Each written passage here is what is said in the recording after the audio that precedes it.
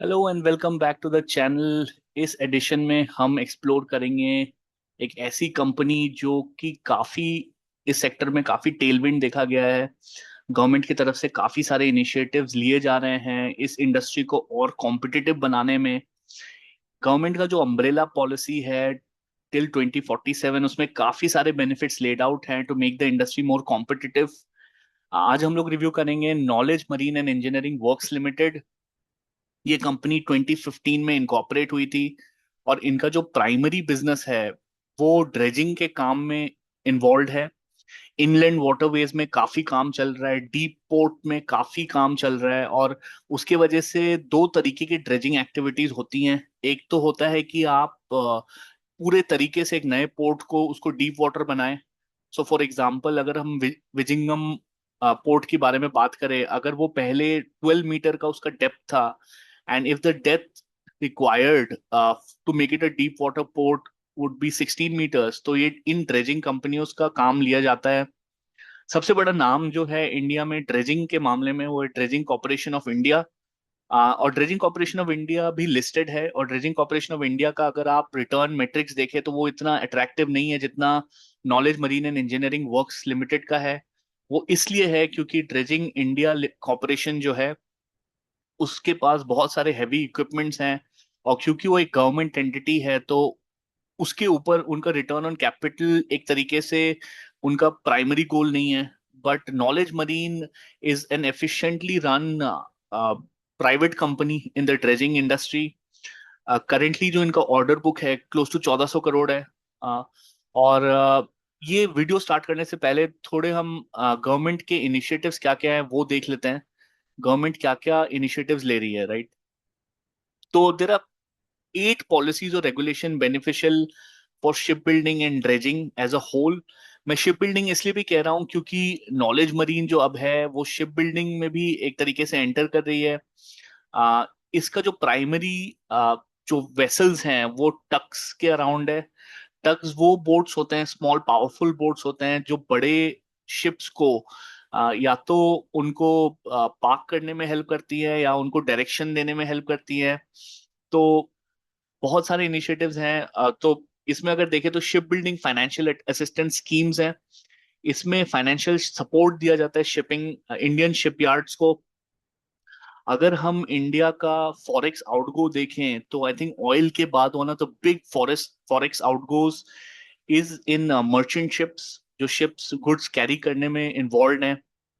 तो गवर्नमेंट का काफी पुश शिपयार्ड्स बिल्ड करने में, शिप्स बिल्ड करने में, इंडियन शिप्स को टैक्स बेनिफिट्स देने में है। क्योंकि चाइनीज और कोरियन जो शिपिंग इंडस्ट्री है वो बहुत ही एडवांस स्टेज पे है। उनका जो फाइनेंस है वो काफी चीप रहता है और उसकी वजह से वो काफी कॉम्पिटिटिव है।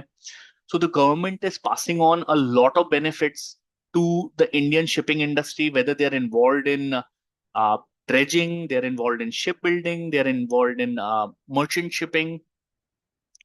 तो मैरीटाइम डेवलपमेंट फंड इनका और एक स्कीम है जो 25,000 करोड़ का मैरीटाइम फाइनेंसिंग है शिप्स को। फिर ship building development scheme, capacity expansion plus infrastructure plus risk support. यहाँ पे मैंने KM EW इम्पैक्ट भी इस पे डाला है कि उसका कितना कितना इम्पैक्ट होगा। तो ये जो स्कीम्स हैं इसके बहुत बड़े इम्पैक्ट होंगे KM EW पे, विच इज नॉलेज मरीन पे।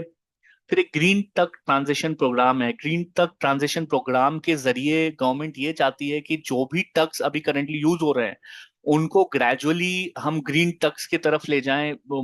Rather than diesel operated, they should be electrical operated. And उसका एक ट्रांजिशनरी प्रोग्राम है गवर्नमेंट का to take them towards a green tuck situation. So they want to limit the numbers of diesel operated tucks and have more green tucks.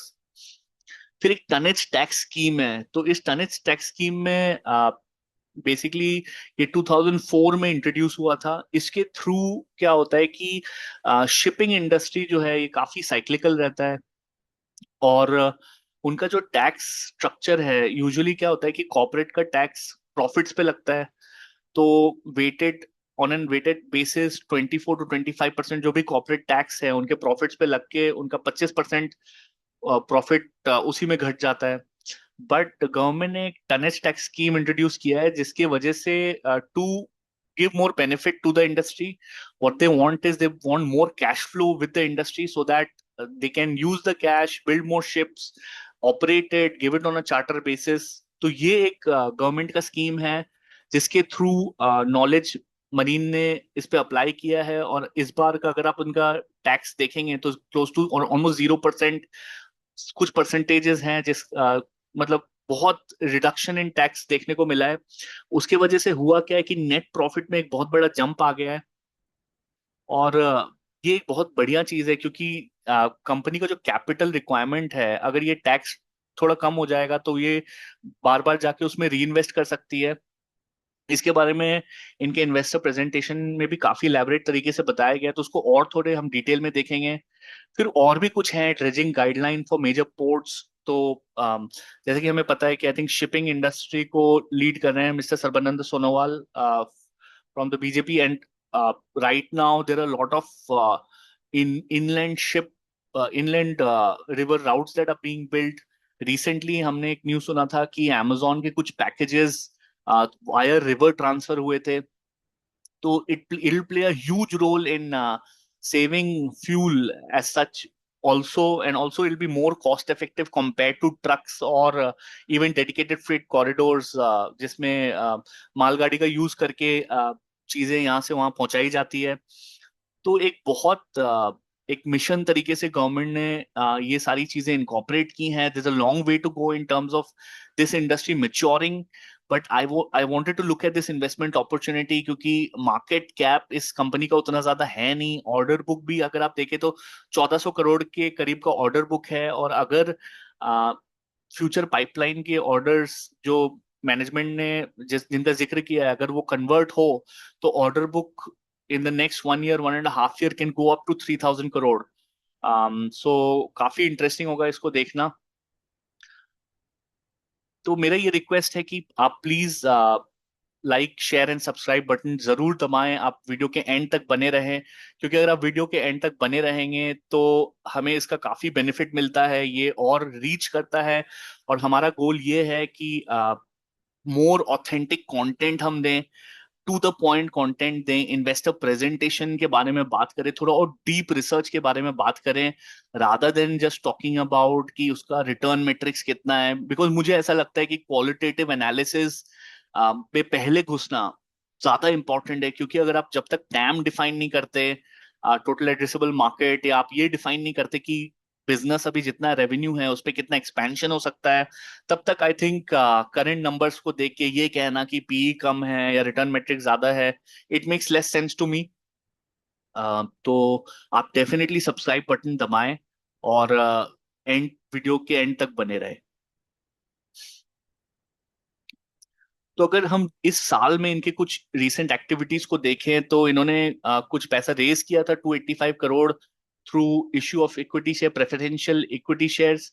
आशीष कचोलिया में इसमें एक investor हैं और उन्होंने इसका यूज करके अपना स्टेक जो है और बढ़ाया है। वो 2022 में एंटर किए थे स्टॉक में। एंड बिकॉज ये preferential issue of equity shares हुआ है, उसमें इन्होंने डबल अप किया है अपने इन्वेस्टमेंट्स को। सो विच इज अ साइन कि उनको पता है कि करेंटली जो है ये कंपनी एक तरीके से एक छोटी कंपनी है जो कि ज्यादातर ड्रेजिंग में इन्वॉल्व है। बट जितना मैं देख रहा हूँ, जितना मैंने एनालिसिस किया है, उससे मुझे ऐसा लगता है कि ये एक ड्रेजिंग कंपनी से एक मैरीटाइम इंफ्रास्ट्रक्चर कंपनी बनेगी फ्यूचर में। और उसके बेनिफिट्स इसको देखने को मिलेंगे। तो ये अभी ड्रेजिंग में है, शिप बिल्डिंग में है, ये अपने टग्स खुद बना रही हैं, उनको चार्टर कर रही हैं।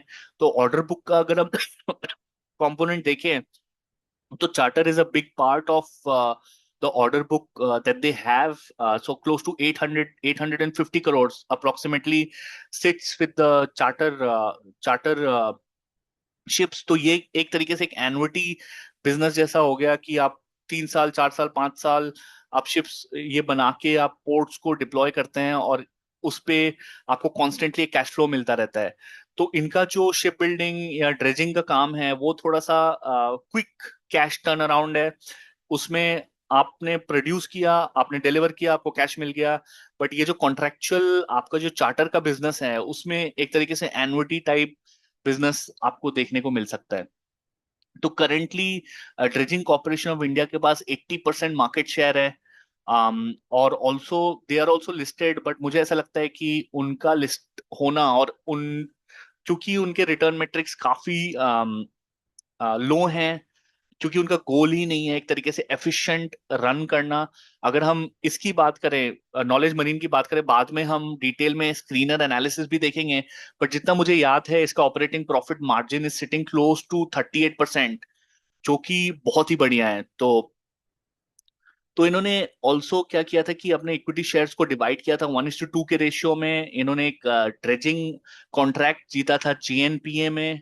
और ये जो ड्रेजिंग कॉन्ट्रैक्ट है ये डीसीआई ने नॉलेज मरीन को दिया है। तो डीसीआई से कॉन्ट्रैक्ट मिलना एक बहुत बड़ा साइन ऑफ कॉन्फिडेंस है, क्योंकि एक तरीके से 80% मार्केट शेयर ड्रेजिंग का डीसीआई ऑपरेट करती है। फिर ये आप देखेंगे कि इन्होंने 15 एकड़ लैंड भी अक्वायर किया है सफाले में शिपयार्ड के लिए, जो कि वाधवन पोर्ट के सामने होगा। फिर इन्होंने मर्जर इनिशिएट किया है अपने टू सब्सिडरी का, Indian port dredging and knowledge infra ports private limited का मर्जर के लिए इन्होंने इनिशिएशन किया है। और यहाँ पे अगर देखें तो direct PAT margin expansion through early adoption of tonnage tax, इसकी मैं बात कर रहा था। तो पैट मार्जिन में एक एक्सपेंशन देखने को मिला है, ये एक ट्रिगर पॉइंट है। और ये जो टनेज टैक्स की जो मैं बात कर रहा हूँ, टनेज टैक्स मतलब टैक्स आपके टनेज के बेसिस पे लगेगा। तो उससे क्या होगा कि आपका कॉर्पोरेट टैक्स रेट नहीं लगेगा और आपका टैक्स रेट बहुत लो हो जाएगा, राइट। और ये जो बेनिफिट है ये 10 साल के लिए इस कंपनी के पास रहेगा। 10 साल के लिए इस कंपनी के पास ये बेनिफिट रहने का मतलब ये है कि it can not switch back from tonnage tax to normal corporate tax as an man it wishes to, it has to stick with this. After 10 years it can again avail and expand on this. मैंने पहले I think GE shipping cover किया है। GE shipping में भी हमने देखा था कि उनके पास काफी कैश फ्लो एक तरीके से है, और कैश फ्लो इसलिए है क्योंकि शिपिंग एक बहुत ही साइक्लिकल इंडस्ट्री है। और जब दुनिया भर में शिप्स बनते हैं तो उसको बनने में क्योंकि 6-7 साल लगता है, तो लोग ऑर्डर तब देते हैं जब रेट्स काफी हाई रहते हैं। तो ये इसके वजह से होता क्या है कि जब शिप्स डिलीवर होते हैं तो प्राइसेस गिर जाते हैं, और उसके वजह से बहुत लोग सस्टेन नहीं कर पाते, डेट में रहते हैं। तो ये टनेज टैक्स बेनिफिट इन कंपनियों को देना बहुत जरूरी हो जाता है। और जी जी शिपिंग आप देखेंगे कि इसका बेनिफिट ऑलरेडी ले रही है। अगर आप उसके प्रॉफिट एंड लॉस स्टेटमेंट में जाके देखेंगे और उनके स्क्रीनर में आप देखेंगे कि उनका कॉर्पोरेट टैक्स रेट कितना है, तो आप देखेंगे कि वो काफी कम, एक तरीके से कई सालों से इसका बेनिफिट ले रही है। इसका एग्जैक्टली मैं बात करूँ तो 115 VA ऐसे उसका टैक्स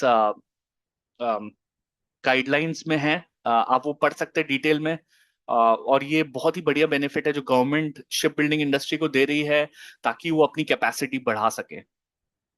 फिर सिक्योर 2 ग्रीन टक contracts and actively bidding for more. तो ये ग्रीन टक जैसे मैंने आपको दिखाया था, गवर्नमेंट क्या बेनिफिट्स दे रही है और गवर्नमेंट के क्या मिशन और विजन है।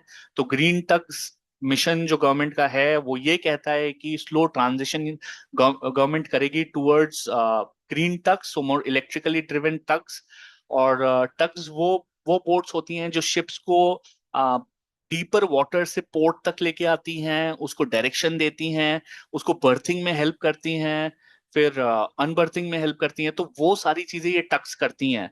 और मोर सो क्योंकि हमारे डीप वाटर पोर्ट्स एक तरीके से उसमें एक्सपेंशन हो रहा है, ये टग्स भी काफी रिक्वायर्ड हैं। और जितने टग्स ये धीरे धीरे ग्रीन टग्स में तब्दील हो, तो उतना अपना फ्यूल का कंजम्पशन कम रहेगा। और ऑल्सो उसके वजह से एक कार्बन एमिशन फुटप्रिंट भी अपना कम बेटर रहेगा। Build and develop India's largest backhoe dredger River Pearl 47, तो ये इन्होंने शिप बनाया। acquired knowledge shipyard for in-house and commercial shipbuilding and repairing, and 45 plus fleet size है अभी करंटली नॉलेज मरीन के पास। तो मेजर ऑर्डर विंस अगर हम देखें तो ये कुछ ऑर्डर विंस हैं। यहाँ पे आप देखेंगे inland waterways authority of India की तरफ से मिला है construction of 6 number of work boats and 6 number of accommodation boats valued at 69 crore. Maintenance dredging at Pondicherry Port valued at 28 crore from the Dredging Corporation of India. फिर ये 4 number off cutter, suction dredger, 4 number of work boats construct करने का इनको मिला है inland waterways authority of India से। तो ये आप देखेंगे काफी सारे इनको प्रोजेक्ट्स मिले हैं ड्यूरिंग द ईयर, जो कि इनके ऑर्डर बुक में कन्वर्ट हुए हैं। Total order wins during the year was 1075 crore. currently unexecuted order book is around close to 1350 plus crores। तो ये ऑर्डर बुक कैसे एक्सपैंड होता है ये भी देखना काफी इंटरेस्टिंग रहेगा।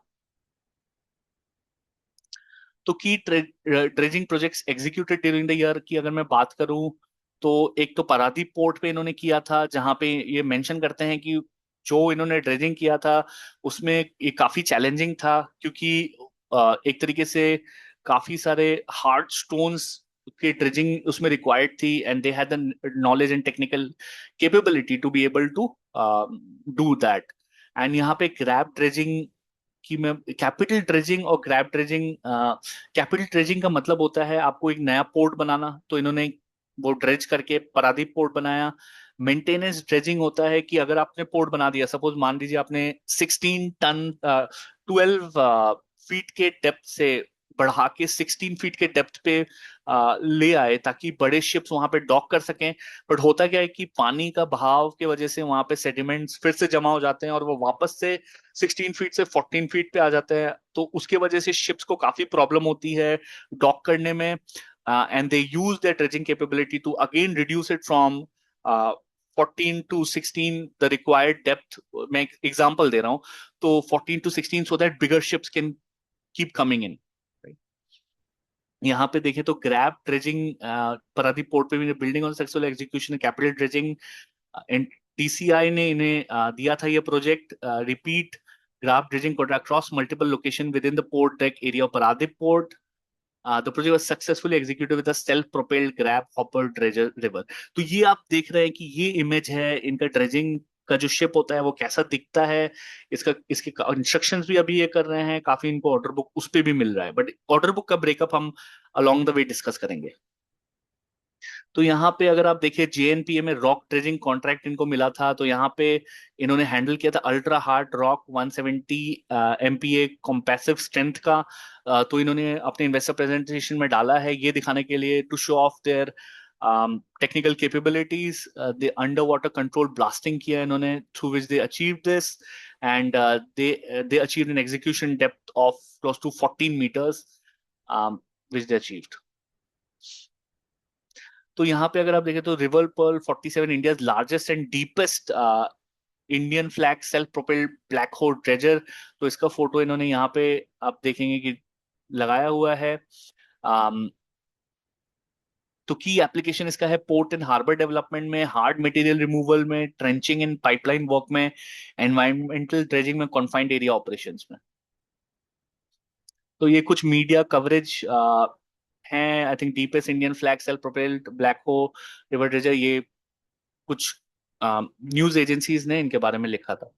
तो टनेज टैक्स आई थिंक मैं ब्रीफली वापस से टच बैक करूंगा, क्योंकि ये काफी इंपॉर्टेंट है as a trigger for the stock. The stock is sitting at a PE of 81। So it is not a stock recommendation. आप डेफिनेटली स्टडी करिए अपने हिसाब से, आप स्टॉक को उठाइए, उसमें जितना भी प्रॉमिस हो स्टॉक महंगा है सस्ता है वो आप खुद खुद से डिसाइड करिए। तो टनेज टैक्स अगर देखें तो 90% plus reduction in tax rates हुआ है इसके वजह से। और इसके वजह से होगा क्या कि री इन्वेस्टमेंट इन फ्लीट एक्सपेंशन होगा।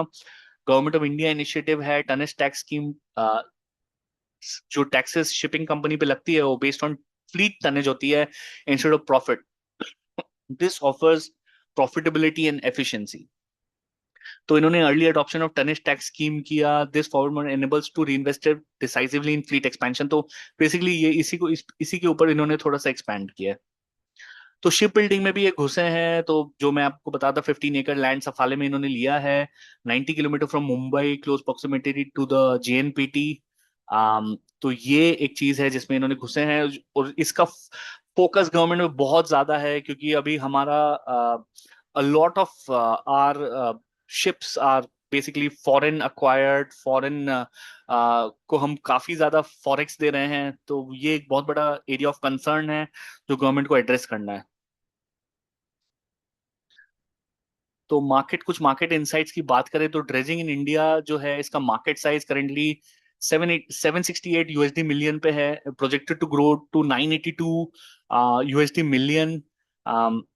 सर्जिंग कैपिटल ड्रेजिंग वॉल्यूम्स, यहाँ पे अगर मार्केट ग्रोथ रेट की बात करें तो ग्लोबल CAGR 3.5% है, बट CY 24 CY 29 में 8.4% इंडिया में इसका ग्रोथ का प्रोजेक्शन है। Projected service mix for 2029, capital dredging 54% की, मतलब न्यू पोर्ट्स बनने वाला dredging, maintenance dredging 25%, and the others are 21%। तो ड्रेजिंग क्वांटिटी की अगर हम बात करें 2024 वर्सेस 3030, तो यहाँ पे आप देख सकते हैं कैपिटल ड्रेजिंग कैसे 47 से 225 का ग्रोथ प्रोजेक्टेड है।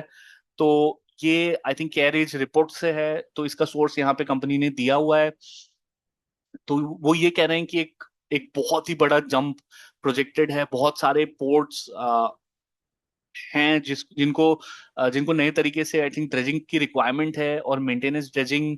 और ये इसमें पता नहीं है डेटा में आई थिंक इनलैंड वाटरवेज भी इन्वॉल्व है कि नहीं, which I feel would be involve, क्योंकि इनलैंड वाटरवेज भी एक बहुत बड़ा सोर्स ऑफ रेवेन्यू होने वाला है कंपनी के लिए।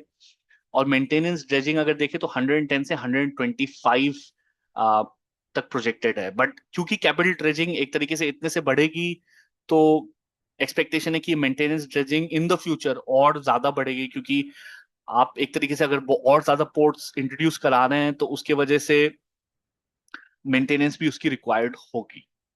आई थिंक इसमें सबसे बड़ा चैलेंज ये समझना है कि एक तो फॉरेन ड्रेजिंग कंपनीज कितना आ सकती है, राइट, बट क्योंकि गवर्नमेंट इतनी फेवरेबल है टुवर्ड्स इंडियन कंपनीज, उसको टैक्स बेनिफिट दे रही है, ग्रीन टेक ऑपरेशन में इन्वॉल्व कर रही है, ऑर्डर बुक उनकी बढ़ा रही है, तो मेरे को लगता है एक बैरियर ऑफ एंट्री करंटली है आई थिंक गवर्नमेंट की तरफ से।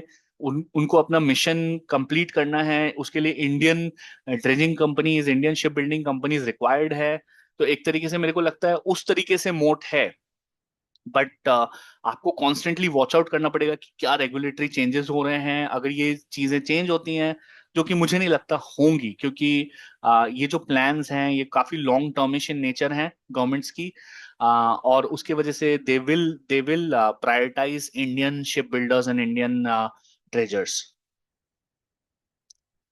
तो आई थिंक वो जो नोट पे हमने पिछली स्लाइड कंप्लीट की थी, उसी ब्रेथ पे स्टार्ट करते हैं। I think maritime Amrit Kaal vision है गवर्नमेंट का 2047।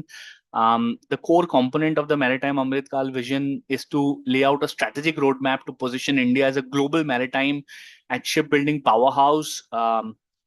तो उसके लिए investment I think close to 80 lakh crore is committed for maritime growth और core focus areas. what is the core focus area of this mission?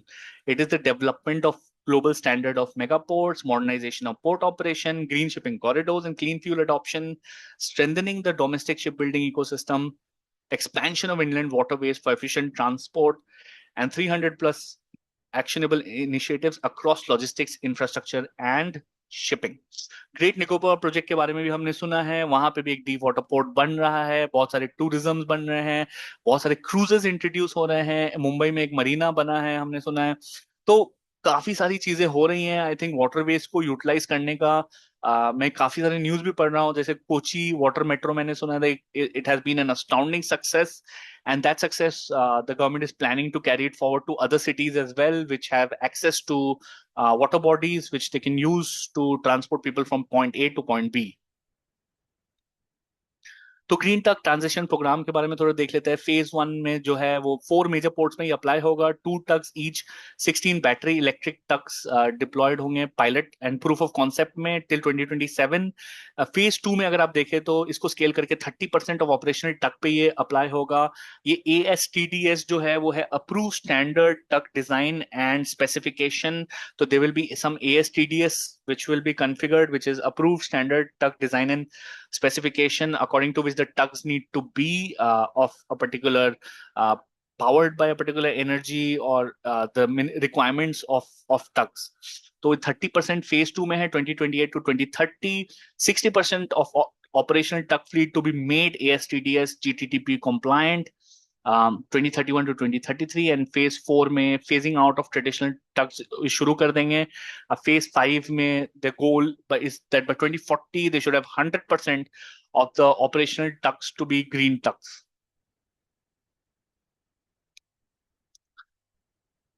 So they mentioned their business was built in the water. They're capitalizing on maritime expertise to capture high growth opportunities, going in deeper into the value chain, growing higher from a dredging company to a maritime infrastructure company. And if that does happen, then there are quite a lot of expansionary activities that we might get to see on this stock, which needs to be watched out for. तो यहाँ पे इन्होंने mention किया vertical integration, expanding beyond deep water operation to design, construct and manage critical shore side marine infrastructure and vessel repair facilities. They're actively participating in contracts for building vessel repair facilities and other maritime infrastructure. Okay, all right. So हमने order book की काफी बात की. हमने कहा 1350 plus crore की order book है. तो यहाँ पे अगर हम देखें तो unexecuted order book close to 1395 crore की है. तो total contract value awarded at the start of the year was 1644. उसमें से एग्जीक्यूशन हुआ, और एग्जीक्यूशन के बाद यहाँ पे देखेंगे कि आप टोटल वैल्यू ये सेम रखा है इन्होंने. ये एक मिस्टेक है इनकी तरफ से एक्चुअली इन्वेस्टर प्रेजेंटेशन में.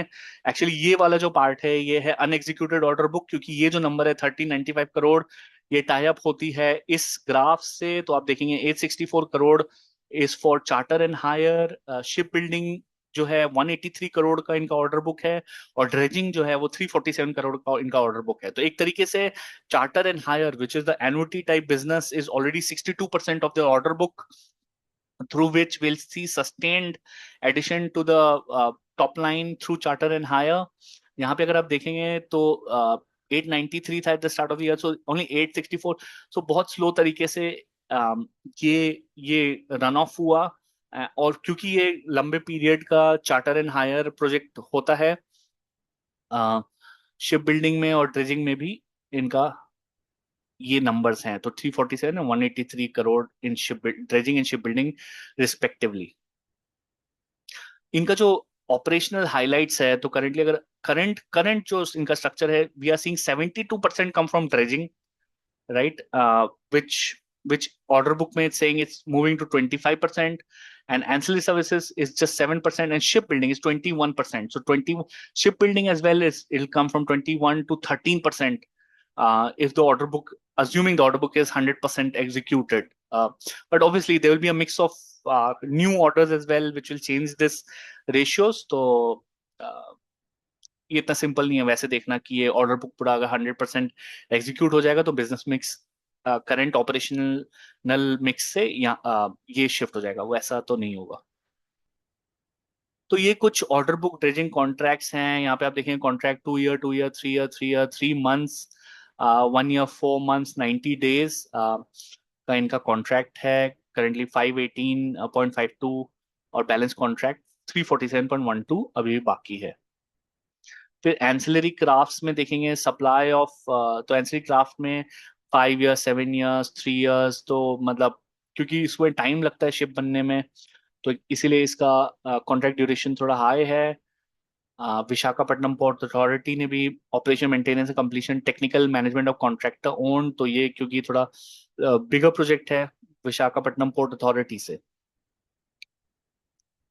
तो इनके की सर्विसेज देखें तो dredging, ship building, owning, operating and chartering of port ancillary crafts, pilot boats, speed patrol boats, moving boats and service boats. तो ये इनके करंट की सर्विसेज हैं, विच आई फील इसमें और डीपर जाएंगे, ये शिप बिल्डिंग को और बड़ा बनाएंगे, क्योंकि शिप बिल्डिंग का बहुत बड़ा रिक्वायरमेंट है. We are very underserved in terms of the amount of Indian ships which are on the waters right now, and I feel like there will be a lot of benefit which will be taken by this company on this. तो dredging vessels की बात करें तो these are some of the vessels which are there. Financials की अगर हम बात करें तो यहाँ पे आप देख सकते हैं कि FY26 highlights revenue from operation jump from 200 crore, so या इज 200 करोड़ टू 256 करोड़. यहाँ पे अगर आप डेट टू इक्विटी देखें तो debt to equity is currently 0.39. अगर इसमें कैश लगाते हैं तो it comes to even lower the net debt to equity. Net debt to equity is more important to look at because the amount of cash that you have on the books, you want to adjust that against the debt that you have on the books. And the PAT and PAT margins are very healthy. PAT and PAT margin of 31%, so very efficiently run company in terms of the way it's operated, um, and the way the entrepreneurs are channelizing their resources. तो profit loss statement में अगर आप देखेंगे तो profit 105 105 CR था, जो कि तो ये लैक्स में है, तो ये 10 करोड़ था for the quarter, which increase to 23 crore in Q4 of FY26. तो बैलेंस शीट में भी अगर हम देखें तो आई थिंक इक्विटी में आपको देखने को मिलेगा एक rise. Debt also, we discussed, it was 0.39, but there are some cash on the books as well. So adjusting for the cash, that debt to equity ratio comes down to around 0.26. Yeah. इससे मैंने calculate किया था, I think current asset to current liability that was around 1.2 plus, so not that great on that but still fine. Borrowings की अगर आप बात करें तो यहाँ पे आप देख सकते हैं कि so 108 crore to 31st March 2026, and it was around 107 crore in 31 March 2025. तो कैश फ्लो की अगर बात करें तो cash flow from operating activities currently 78 crore, um, yeah, and net cash in cash and cash equivalent around 424, and cash equivalent at the end of the year, so the company has around 73 crore of cash on its book.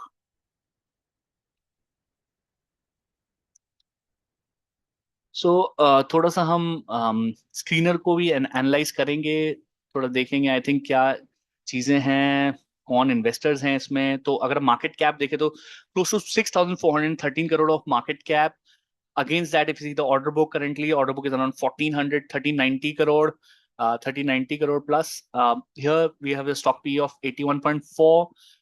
For a dredging business, where DCI, where Dredging Corporation of India, has a very low capital metric, the capital metric for this company is quite decent, upwards of 15% on ROC and ROE of close to 20%. So not paying out dividend, kind of like reinvesting it back into the business and growing the business. And here, if you see the debt to equity, so basically price to book value is around 10.8, whereas the price currently is 2.25. So price to book value is 10.8. That is the ratio, and the debt to equity is close to 0.39. But you adjust for the 76 crores of cash that we saw just now, net cash on the books, that comes down to 0.26. So yeah, price में अगर movement देखें तो काफी अच्छा price action देखने को मिला है. यहाँ पे आशीष कजोलिया जी यहाँ पे एंटर किए थे अराउंड क्लोज टू 100, अगर हम माने तो 100 to 2,500. He's already seen quite a good jump in his investment. But yeah, it's for, I think, the viewers to decide what do you think about this business, whether it'll go higher, lower. There is immense TAM for this, or probably the TAM is cut off. The competition will not let Knowledge Marine grow from here, or whatever you feel about the analysis, do let me know in the comments section. But according to what we have discussed, there's a lot of barrier through the government incentives that the business has. But will the business be able to sustain it, take it ahead, and evolve from a dredging company to a maritime infrastructure company is for everyone to see. It is also gotten into shipbuilding. Shipbuilding should grow from here. So if you see the profit and loss statement, this is the tax tonnage tax benefit that we were talking about. If you see, the tax percentage is 0. So earlier the profit was around 50 crore on a revenue of 201 crore, where the operating profit margin was 39%. Now the operating profit margin is around 38% on 256 crore of revenue, where the net profit is around 79 crore. So जो पहले ये लोग tax दे रहे थे, so profit before tax was 60 crore tax percentage, and 12 crore का tax दे रहे थे 62 करोड़ पे, क्योंकि 20% टैक्स यहाँ पे डेफर्ड टैक्स, ये सब कट कुटा के मतलब 24%, वैसे तो 24-25% कॉर्पोरेट टैक्स है, बट डेफर्ड टैक्स का एडजस्टमेंट करके यहाँ पे 20% लास्ट ईयर था, बट अभी टनेज टैक्स के बेसिस पे 0% है, तो उसके वजह से एक एक्सपेंशन हमें देखने को मिला, तो which is a great thing. Stock price CAGR की बात करें तो it has been a smashing success for the past few years. I think last 3 years it has grown at a 58% CAGR, but there's a lot of companies that I see which have grown at that level and then continue to grow at that level because of the growth that is there within the sector. But I leave that to the audience to decide and ponder over and go through uh, analysis or reach out to the financial consultants to decide if they want to get into this.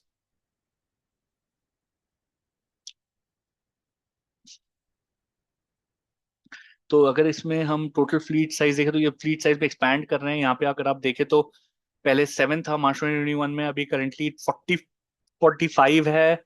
Workforce में भी काफी expansion देखने को मिला है। Order book में भी आप देखें तो 182 करोड़ से 3095 करोड़ हो गया order book, and which is a great sign for the business. FIIs, some of the FIIs which are invested in the business.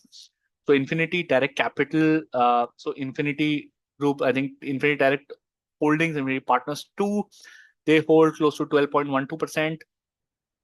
In public, I think Ashish Kachulia has been going strong. He has 2.78, but he's increased his stake on again a higher valuation, the preferential share issue that we were talking about, and he's invested further into this, and he's gone up higher up to around 2.9% stake in the company.